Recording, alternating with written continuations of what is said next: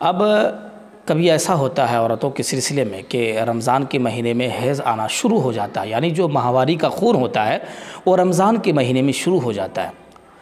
تو اس پر کچھ عورتیں کیا کرتی ہے، دوا کھا لیتی ہے جس کے بنا پر حیض کا خون رک جاتا ہے، حیض کا خون رک جاتا ہے، پھر وہ روزہ رکھنا شروع کر دیتی ہے۔ حالانکہ شریعت اجازت اس کی نہیں دیتی ہے کہ وہ قدرتی چیز ہے، ایک فطرتی چیز ہے، تو آپ اس کو روک نہیں سکتے دوا کے ذریعے سے۔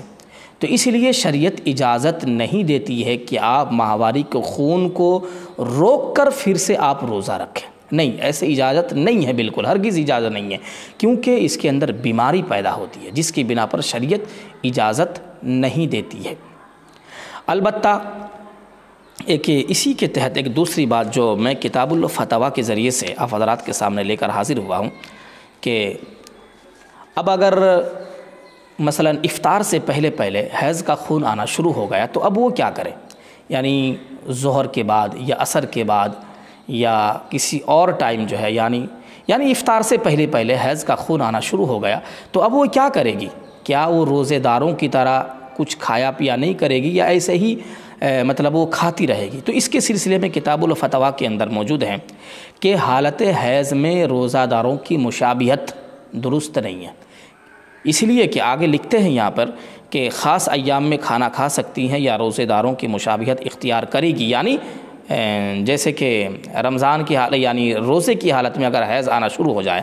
تو لکھتے ہیں کہ اگر حیض یا نفاس کی حالت ہو تو روزے داروں کی مشابہت اختیار کرنا اور بھوکے رہنا درست نہیں ہے، بھوکے رہنا درست نہیں ہے، کیونکہ حالت حیض میں روزہ رکھنا حرام ہے، تو کھانے پینے سے رکا رہنا گویا کہ ایک فعل حرام کی مشابہت اختیار کرنا ہے اور یہ جائز نہیں ہے۔ طحاوی میں جو ہے اسی کو آگے جو ہے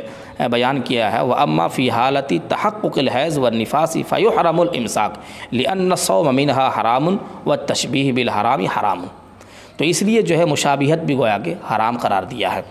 آگے لکھتے ہیں البتہ اگر دن کا کچھ حصہ گزرنے کے بعد پاک ہو گئی، یعنی دن کے کسی حصے گزرنے کے بعد، یعنی ظہر کے بعد ہو یا عصر کے بعد ہو